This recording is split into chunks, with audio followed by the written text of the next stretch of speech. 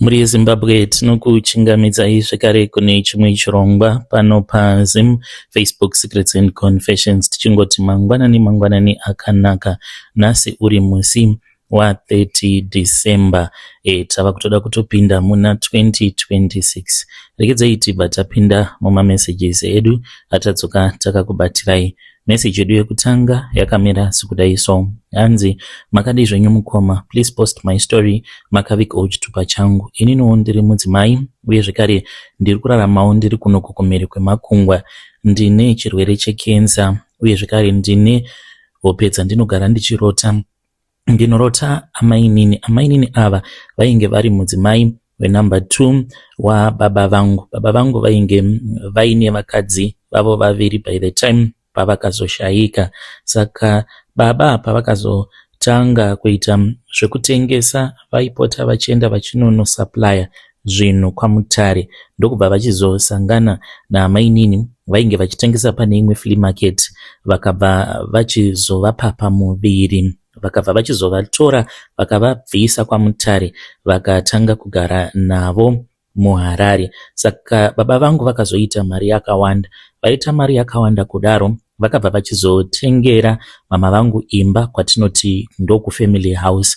Dambudziko rakazovapo rainge riri rekuti mainini sezvo vainge vava nemwana, saka vainge vasina chitupa, zvichireva izvo kuti mwana ainge asingakwanisi zvekare kuti ange achizotoreswa birth certificate naamainini. Saka mama vangu ivo vanoti vakabva vachizotaura nehama dzavo because vakambotanga vanetsana mushure mekunge vazviziva kuti kwainge kwava naamainini, asi vakazogadziriswa vakazotanga kuwirirana, but umwe neumwe ainge aine imba yake. Zvadaro mukomanashi vakabva vachizotaura nehanzvadzi dzavo, vakabva vachizonzi vange vachizouya navo amainini. Saka amainini vainge vava kushandisa surname yekwaNaamai, ndokusaka takazokwanisa kuti tinge tichizobhenefita imba mushure mekunge amainini vashaika. Saka pamba pacho hapasi kugarika. Kunyange maloja, tikanzi taisa maloja pamba ipapo, maloja anozongotama nekuti vanenge vachiti vanenge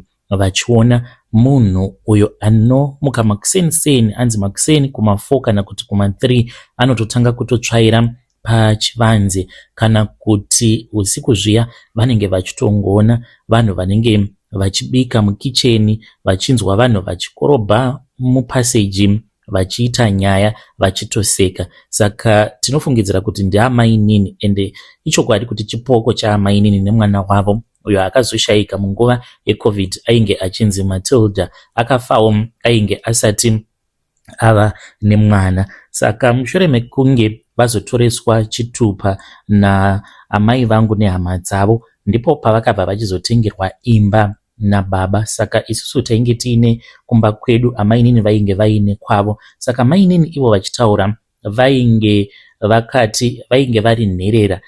Kunyangwe pavakabva kuMozambique vainge vasina kana hama yavo yavainge vachiziva, asi vainge vakakurira pachechi yeRoman Catholic. Havana kuzotaura havo kuti vakakurira pachechi yeRoman Catholic ipi chaizvo, uye zvekare nezita ravainge vachishandisa vaitoshandisa zita rainge risiri ravo rechishona. Ravo rekuMozambique vainge vasina kuritaura, meno kana baba vainge vachiriziva zita ravo rechokwadi rekuMozambique. Saka vainge vasina hama kunze kwemwana wavo iyeye Matilda. Unfortunately akazoshaika, akazofa asina kuroorwa, asina mwana zvekare munguva yeCovid.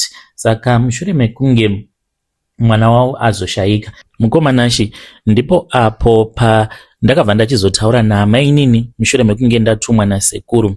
Tikabva tavaudza kuti vainge vachifanira kuti vange vachizoisa sekuru as the next of kin, sezvo mutupo vachishandisa umwe chete ende vanotoita sekunge masibling because vakatoreswa birth zvekare nechitupa nevabereki vaamai vangu. Saka vaitoita sekunge mukoma nemunin'ina, vakamanikidzwa vakaita saizvozvo. Sezvo vainge vari munhu ainge asingagoni chirungu, vakapiwa mapepa ekuti vange vachiverenga. Vakangobvunza kuti saka ndinosaina papi, vakasaina. Imba ikabva yachizotoenda muzita rasekuru because he was the next of kin, but kufa kwavakaita vakangofa. I think maybe yainge iri nhau yekuti vaigara vachingofunga stereki vakazongowanikwa vakafira mubedroom mavo. I think vakaurawa neBP because mwana wavo paakafa ndopavakatanga kurwara vachizvimba makumbo, vaizvimba kufesi nekuda kwehigh blood pressure. Saka vafa kudaro, the next of kin was sekuru. Sekuru vangu ava vakazopondwa vava kugara kuSouth Africa. Vakapondwa nemusikana uyo wavainge vava kudanana naye, ainge aine zita rainge rakangofanana nezita remwana waamainini. Chiitiko ichocho chakati katyamadza because kana vari sasekuru pavakawanikwa vainge vakabayiwa nebanga so many times pahuro pavo nemusikana iyeye akabva achizobatwa because akangowanikwa akagara ari mumumba imomo mainge maitikira chiitiko chakatyisa vanhu vakawanda. Ende zvakazotinetsa kuti mutumbi wavo sekuru unge uchizotorwa kubva kuSouth Africa uchizoendeswa kuZimbabwe. It's a long story mukomanashe zvakaitika ipapo. Saka mushure mekunge amainini vaisa sekuru as the next of kin, sekuru hameno kuti vakazvifambisa sei, vakabva vachizoenda vakatanga kugarapo pamba ipapo. Saka vakabva vachizotovaka marooms avo matatu, vakatoisa maloja avo maviri, vainge vachitorara mudining nagogo. Then ndokubva ivo mainini vazoshayika. Mainini vakati vafa, sezvo vainge vari munhu ainge asina hama, takangoendawo tikanovaradzika tikavaviga tiri toga. Saka after tavaviga, imba yakabva yachizongoenda muzita rasekuru sezvo vainge vari ivo next of kin but vasina ukama navo mainini. Vakabva vachizotora zvinhu zvose zvainge zviri zvaamainini vakazvitengesa. Vakatongotengesa nemahalf price, maTV, hembe, everything. Hapana kana chakasara. Hembe mukomanashi dzakaendeswa kumupedza nhamo. Ndinotya ini kana kutenga hembe dzemumabhero because vakangodzisa mumabhegi vakatoenda vakanotengesera vanhu vaya vanoita zvekutengesa hembe dzemumabhero. Saka hapana kana chaamainini chakasarapo pamba ipapo. Vakasiya imba iri ground isisina kana anything. Ndopa vakabva vachizotora furniture yavo kumusha, vakabva vachizoita move in permanently but havana kupagara kwenguva yakareba. Vanoti ivo vakatanga kuona Matilda. Zuva ravakatanga kumuona, hanzi vakaona ainge ari mupassage, achifamba ari mupassage huri usiku vachitoona bhora. Hanzi Matilda akabva achizodzima light iro rainge rakabatidzwa rainge riri remupassage, ndokubva aseka akanyangarika achipinda mune imwe spare bedroom. Pavakaona izvozvo ndopavakamhanya vachienda kubedroom, asi vachimhanya vanoti vainge vachitonzwa munhu ainge achivatevera.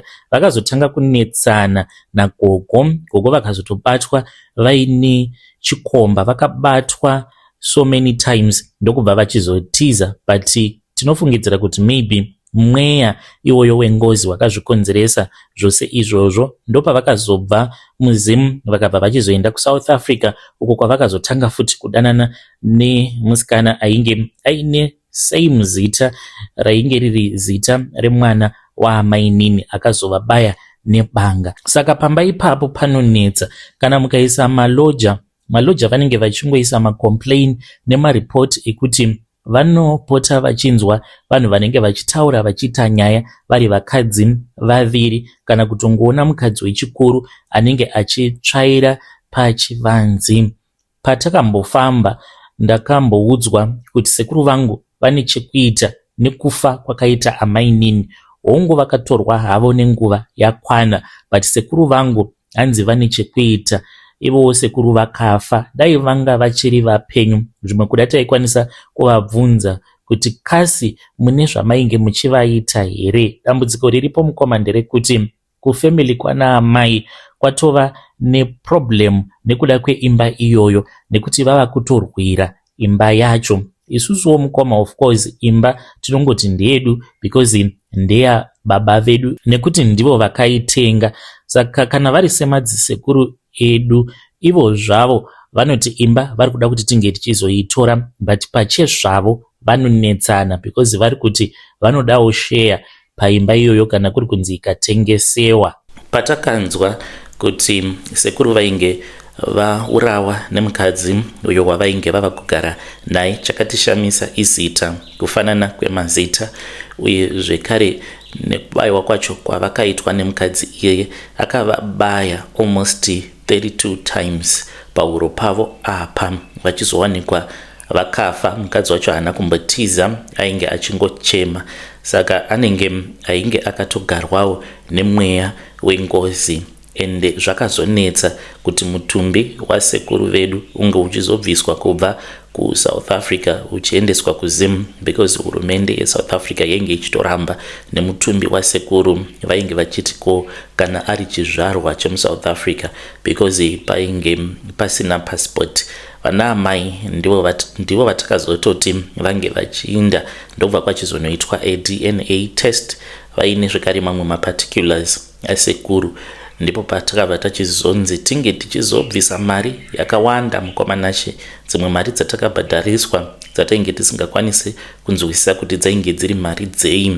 Ende tainge tichitoenda kucourt tichidawo kuti mutumbi wasekuru unge uchizoenda kumusha. Kubva ipapo mukomanache all hell broke loose. Ndo pandakatanga kurwara, ndakambominyuka gumbo mushure mekunge ndarota amai nini vachindimhanyisa vachiti ndikuda imba yangu, ndikuda imba yangu, ndikuda imba yangu. Saka vachindimhanyisa kudaro ndo pandakabva ndachizoona kuti ndiri mumakuva.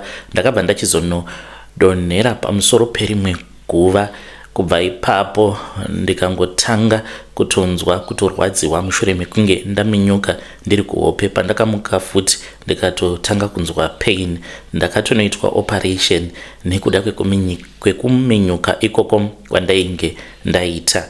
Saka mubvunzo wangu mukoma kune vedare renyu unoti iwo, sezvo ivo amai nini vainge vari vekuMozambique, hatina kana hama yavo kana imwe chete zvayo yatinoziva. Apa ivo vari kuti imba iyi hatifanire kuti tinge tichizobhenefita pairi imba iyoyo. Saka imba inofanira kuti inge ichizoenda muzita rani, because kunyangwe imba yakange iri muzita raamainini, but amainini vainge vasingashandi. Baba vedu ndo vainge vachishanda. Saka ndo idea yatainge tingori nayo kuti sezvo wainge uri upfumi wababa vedu uhu, ndisu tinofanira kuti tinge tichizoita benefit. Were we wrong mukoma zvatakaita izvi? Because dai kwanga kuri kunzi hama dzaamai dzakaramba, vangadai vasina kuzototoreswa chitupa. Zvinoreva kuti vangadai vakatofa vasitorina kana imba, because imba yacho vaizoitengerwa sei sezvo ainge ari munhu ainge asina birth certificate, asina chitupa. Please tibetsereiwo, pamba pacho hapagariki. Vedare ndo message iyo yandakatumidzirwa ichibva kuna vanzvadzi vedu avo vari kuti vari kumhiri kwemakungwa. Hanzi takatorera amai nini imba nechisimba. Pakaipa. Hanzi vari kuti ndiri kuda imba yangu back. Munozvionawo sei vedare, sezvo vainge vasina hama muZimbabwe ende havana hama dzavanoziva kuMozambique, ende chitupa vakazotoita zvekutobatsirwa nehama dzaamai vavo. Saka imba iyi inofanira kuti inge ichienda muzita rahani, sezvo vainge vasina hama kana mwana, nekuti mwana wavo akazofa asina umwana. Saka hanzi pamba ipapo pane zvipoko zviviri zvinonetsapo pamba ipapo. Ngatitaurei nezvayo nyaya iyi mucomment section.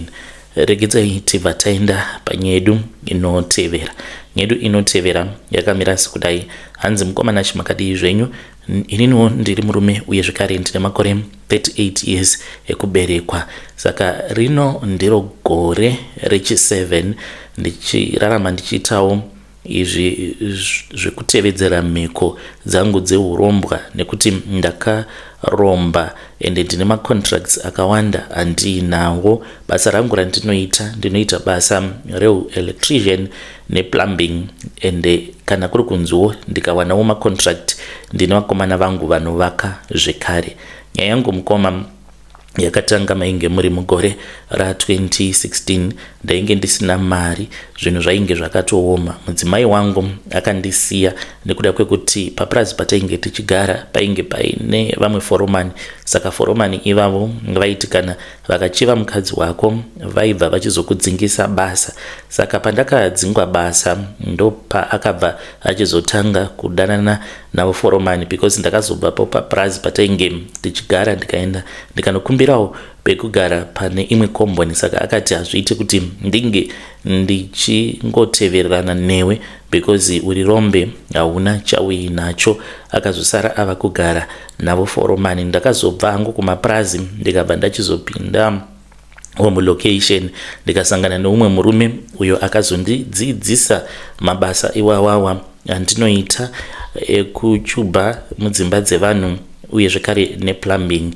Saka mudhara uyo iye ainge achibva kuChipinge, ainge ari munhu aingobata mari but aingogara aine mazitsvina nguva dzose apa achidiwa nevakadzi zvekare. Ndikangoti mari yose iyo yaainge achiwana yaingoperera muvakadzi, asi kuChipinge kwaainge achibva ainge atori zvekare nemhuri yake nevakadzi vakawanda. Chaindinetsa ndechekuti mukomanashi even though aikwanisa kuita kana 2 years asina kumboenda kunoona mhuri yake, but vaingowana vakamumirira. Saka one day takazoenda tose ikoko kuChipinge. Taendako ndakaona achinodira zviyo kumakuva. Ndikamubvunza kuti zvose izvi zvaainge achiita ainge achizviitirei. Akazondiudza kuti mubasa rake raanoita zvekare nekuchengetedza mhuri yake ainge aine mishonga yaainge achishandisa. Ndakamuudza kuti neniwo ndainge ndichida kuti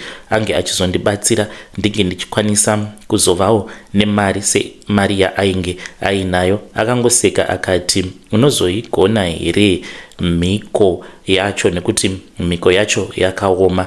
Ndakabva ndachizoti ndainge ndichizvigona ini because ndainge ndava kudawo kuti ndinge ndichimboraramawo upenyu hwakanaka. Akanditi hapana chakaipa. Saka takazoyambuka ndokubva tachizoenda kuMozambique the following day. Tasvikako takasvika pamba pen'anga yake ndokubva ndachizobetserwa. Saka ndakapiwa mhiko yangu yekutanga. Gore rekutanga ndakanzi ndaifanira kuti ndinge ndichizogara nenjuzu. Njuzu iyi yaiuya kwandiri iri nyoka yewhite. Saka njuzu iyoyo yaitorara neni. Ndaigara ndakazvimba mapasuru angu ose awa nekuda kwekuti ndainge ndichirara nenyoka. Ndakanzi kana ndikangobata mukadzi ndaibva ndachizotanga kutopenga. Saka ndakaita gore rose ndisingazivi chinonzi munhukadzi nekuda kwekuti ndo yainge iri mhiko yangu. Ndakatanga kuita mari uye zvekare ndaiti after each and every 4 months ndaenda kuMozambique ndonotenga huku yeblack ndobva ndachizoenda nayo panenge paine dziva rinoyera kana kuti rukova kana kumapopoma. Ndobva ndachizosundidzira mbudzi iya mumvura yobva yatotorwa nemhuka yandisingakwanisi kurondedzera kuti imhuka yakaita sei. Ndaenda zvekare ndiine glass randaienda naro. Ndakakwanisa kuzviita izvi kwegore rose. Gore rakati richinopera ndipo pakabva pachizodona amai vangu vakashayika. Zvakangonzi vakarumwa nenyoka, but pavakazotariswa vakaonekwa kuti vainge vasina kana vanga rainge richiratidza kuti vainge vakarumwa nenyoka. Saka pandakakwanisa kuzadzikisa mhiko idzodzo ndakaita mari yakawanda mukoma, asi parufu rwaamai vangu ndakanzi ndainge ndisingafaniri kuti ndinge ndichishandisa kana senti. Ndakatoitawo semunhu ainge atoriwo pakutotambudzika. Motikari dzandainge ndava nadzo ndakadzisiya muHarare ndikatokwirawo bhazi. Ndakatopfeka hembe dzainge dzakatosakara kuita sekunge munhu anotambudzika, but ndainge ndatova nemakambani andainge ndava nawo muHarare. Then ndakabva ndachizonzi ndaifanira kuti ndinge ndichizobata zizi. After amai vangu vabva mukuvigwa ndakazobetserwawo neumwe mukomana wekuvillage rekwedu ainge achifudzawo mombe pane umwe musha. Ndakamuudza kuti ndaida kuti ange achizondibatira zidzi. Akaita kuda about 1 week ndokubva achizondisendera SMS. Ndakadriver ndikabva kuHarare. Hama dzangu dzakawanda dzakatoshamisika kuti watova nemotikari, because ipapo ndainge ndava kutofamba neFord Ranger, but ndakavaudza kuti ndainge ndichishandirawo umwe mudhara ainge aine mari dzekuwanda, saka ndainge ndamukumbira kuti ange achizondipa motikari yake, but yainge itori motikari yangu, motikari yainge ichitoshandiswa nevakomana vangu, because by then ndainge ndava kuita zvemining. Ndakati ndatora zizi rangu riya, then I drove back, ndikadzoka naro kuHarare. Ndainge ndakanzi zizi iroro ndaifanira kuti ndinge ndichizoita mwedzi wose ndichidya nyama yezizi iroro, but ndakanzi ndinge ndichizocheka rurimi rwacho, ndo rwandakadya rwuri rumbishi mushure mekunge ndaona chipoko chaamai. Chipoko chaamai vangu ndakachiona apo pandainge ndava pamashops, ndikabva ndachizofonera vamwe sekuru avo vekuChipinge vanoshandidzanawo nen'anga yekuMozambique, sezvo n'anga yekuMozambique isingagone kutaura Shona, saka pacommunication especially pamafoni zvinoti netsei. Saka vainge vakandipa mafoni numbers eimwe n'anga iyo yavanoshandidzana nayo, vakati uchange uchizotaura naye kana kuri kunzi panenge paine zvaunenge waona zvaunenge usinganzwisisi. Saka ndakabva ndachizovafonera ndikati sekuru kunoka kusina kumira zvakanaka, ndaona chipoko chaamai vangu, ndainge ndichitoda kutotenga madrinks so that tiki ndichizofamba ndiine marefreshments. Ndopa ndakaona amai vangu vainge vakamira padhore pashop umo mandainge ndichida kupinda kuti ndige ndichizokwanisa kuzotenga marefreshments. Vakabva vachizonditi ndinge ndichizotora zizi riya, then ndobva ndachizocheka rurimi ndikaita saizvozvo, ndikabva ndatsenga rurimi rwuya ndisingasemi sezvavainge vandiudza. Pandakangoti ndichingopedza kumedza, ndopa ndakabva ndachizoona amai vangu vakaita sekunge vari kubvira, pakasara paine chiutsi.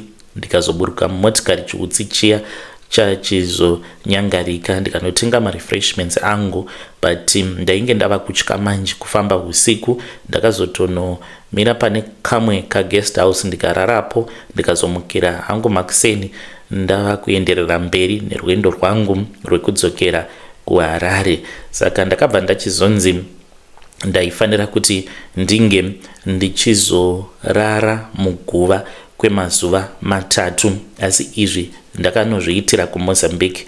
By that time ndainge ndava kutogara kunoku kuSouth Africa, ndava kurana mamwe mabusinesses, but mabusinesses angu aya awo andainge ndakatanga muHarare ainge ava kuranwa namanager wangu to this very day. Kunoku kuSouth Africa kwatongovawo kwekuti ndinenge ndichingodyawo mafaro, plus ndinenge ndisingade kuramba ndichingoonana nehama dzangu, plus dzichiuya dzichizondikumbira mari nekuti handitendedzwi kuti ndinge ndichivapa mari, otherwise zvinhu zvangu zvose zvinobva zvachizooma. Saka ndakafonerwa nasekuru vekuChipinge vakati mukomana enda kuMozambique. I then drove from Joburg ndikabva ndachizoenda kuMozambique. Ndichinosvikako kuMozambique ndakanzi ndaifanira kuti ndige ndichirara muguva kwemazuva 3. Saka vakacheka drum, kune zvimwe zvimadhamu zviya zveplastic zveblue, vakacheka dhamu iroro rikagadzirwa kuita kunge coffin, but rainge rakangovharwa nechimucheka. Ndakabva ndachizonoradzikwa muguva imomo apa mvura igoti yotanga kunaya. Mukomanashi ndainge ndakanzi ndainge ndisingafanire kuti ndinge ndichizobudamo mudhamu mandainge ndiri. Mukomanashi chidhamu ichocho chakasvika pakuzara mvura, ndakangorara, ndakazobatwa nemalaria, but vakazondirapa nemishonga yavo. Saka ndo mhiko dzandakazoita idzodzo. Mainge muri mugore renumber 3 ndikakwanisa kuzadzikisa mhiko dzangu. Ndakazonzi gore rinotevera ndaifanira kuti ndige ndichidya ropa remunhu uyo anenge apondwa, ndikwanise kuti ndige ndichitaura zvakawanda, but mukoma kuda kutaura chokwadi changu ndechekuti pakatopondwa munhu, but hazvina kuitikira muZim muSouth Africa, zvakaitikira kune imwewo nyika. And chandakangoita ndechekuti ndakangonzi ndige ndichibhadhara mari after everything zvavainge vachida kuti zvinge zvichiitika zvaitika. Vakazondifonera, then I flew ndikabva ndachizoenda kuMozambique ndikabva ndachizopiwa cup iyoyo yainge iri yesimbi yesilver, yainge yakazara kuti magu neropa. Vakandiudza kuti rainge riri ropa remukomana uyo ainge aine 4 years ainge akapondewa. Handingataure hangu zvakawanda, saka ndakazoita mazuva mukoma ndichinwa ropa iroro, because it is not an easy thing kuti unge uchinwa ropa remunhu watoudzwa kutoti iri iropa remunhu. Vakanditi une ushingi, because vazhinji ndo pavanopandukirwa nezvinhu zvavo mugore renumber 4, nekuti vanenge vasingakwanisi kuti vange vachizonwa ropa remunhu wavanenge vachiziva kuti vanenge vakapondesa.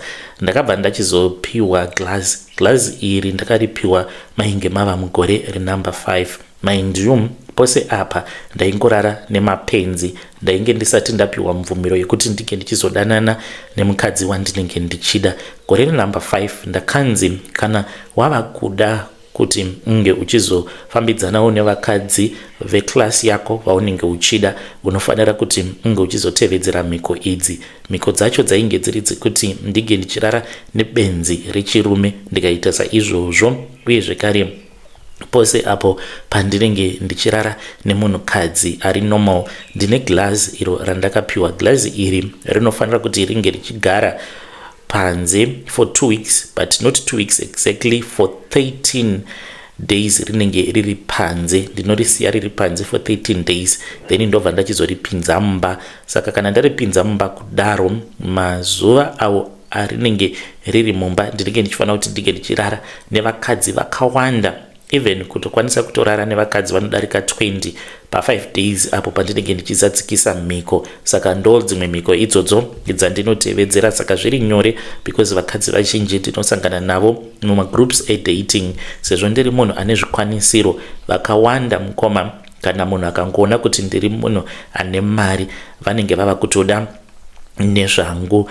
Then gore renumber 6 ndo pandakanzi zvekare ndinge ndichizotenga coffin randakatenga kana kuti randakagadzirisa. It is the same coffin iro rakazovigwa amai vangu vari mariri. Coffin iri nanhasi uno ndinaro mumba mangu. Ndakazobva kwandainge ndichigara ndikabva ndachizotanga kugara muestate nekuti mune privacy. Saka coffin iroro riri mune imwe room. Saka murumu imomo ndini ndega ndinopindamo, ende pose pandinopindamo murumu imomo ndinenge ndakashama, ndinotoona amai vangu vanenge varimo murumu imomo. Saka iro rinogore mukomanashi ndanga ndisati ndapiwa mhiko dzekuti ndinofanira kuti ndige ndichisadzikisa.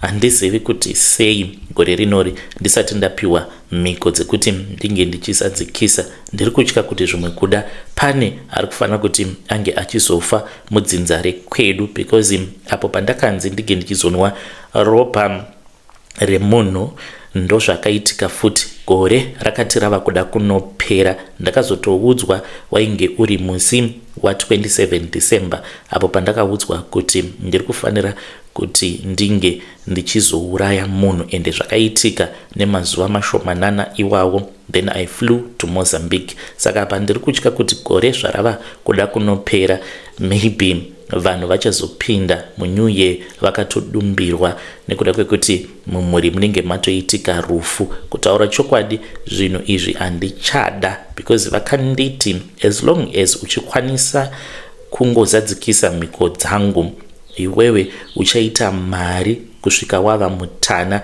uchingodya mari chete. Asi gore iro uchatadza kuzadzikisa mhiko, vanoti vanhu vose avo vanoromba mumatare mavo, gore raunenge watadza kuzadzikisa mhiko ndo paunofa. Mutumbi wako haufi wakawanikwa, mweya wako vanoudzosa mumatare, vobva vachizokugadzira, vobva vachizokuita chikwambo chavo. Vachitaura ivo vanoti ngose uyo anenge atadza kuzadzikisa mirau yavo yavanenge vamupa kuti ange achizadzikisa gore iroro, hanzi unongoita sekunge wava kupenga, wotongotanga kutongofamba kusvika wava mumasango awo ane zvikara zvinorura, wotongodyiwa nezvikara, woparariramo musango imomo. Hakuna anozombozviziva kuti wakafa kana kuti wakafirepi, unongonzi wakatsakatika, asi mweya wako vanenge vatoutora because uchinoromba chavanotanga kuita ndechekuti vanokubvunza kuti unoda here. Kana wabvuma vanokupa tsono, vobva vakuti zvibaye, wozvibaya pachigunwe. Vanobva vachizokupa bhodhoro iro rine tsono dzakawanda, vokuti kandawo tsono yako mukati umu. Wose anenge afa vanozomutora mweya wake, vomushandura, vomuitawo chikwambo icho chavanozotengesera vamwe vanenge vauya kuzoromba mumatare mavo, vanenge vachidawo zvikwambo zvinovapa mari. Ndaneta mukomanachi, handichadi kuramba ndichingorarama upenyu hwakadai. Handizivi kuti ndotangira pai. Dambudziko randakasangana naro ndine kumwe kuchechi kwandakamboenda, ndisingadi hangu kutaura nezita. Ndaenda kuchechi ikoko mukoma. To my surprise, after ndaenda kuna pastor ndikavaudza kuti pastor, ndo nyaya yangu, ininiwo ndakaromba. Vakatanga vachaita sekunge vainge vari interested mazviri, vachida kungoita maspiritual research, but vakazonditi, naiwe mwana, ndiudzeka kuti kuMozambique kwacho kana ndichidawo kuenda ndingaenda sei. Saka ndakazofonera sekuru vekuChipinge, vakabva vachizoti uyo atidi, hanzi arambwa nasekuru nekuti anozofumura zvose, ari kuda kuromba zvake but ane hana nhete. Saka ndakabva ndachizoregedza kuendako kuchechi ikoko. Saka iko zvinozvi, kunyangwe ndikanzi ndinenge ndiine kuchechi kwandinenge ndichienda, ndinenge ndisingatodi kutoti vanhu vange vachizviziva kuti ndakaromba, because kunyangwe muchechi macho ukapa testimony, vanhu vanenge vava kutodawo kutoti unge uchitovabatsira kuitira kuti vange vachizoromba. Ndiyo nyaya yangu mukoma, please advise. Vedare ndo message iyo yandakatumidzirwa ichibva kuna mukoma vedu avo vari kuti muzonditumidzirawo link ndikwanise kuzonzwawo confession yangu. Strange things indeed they do happen in this world. Ngatitaurei navo mucomment section.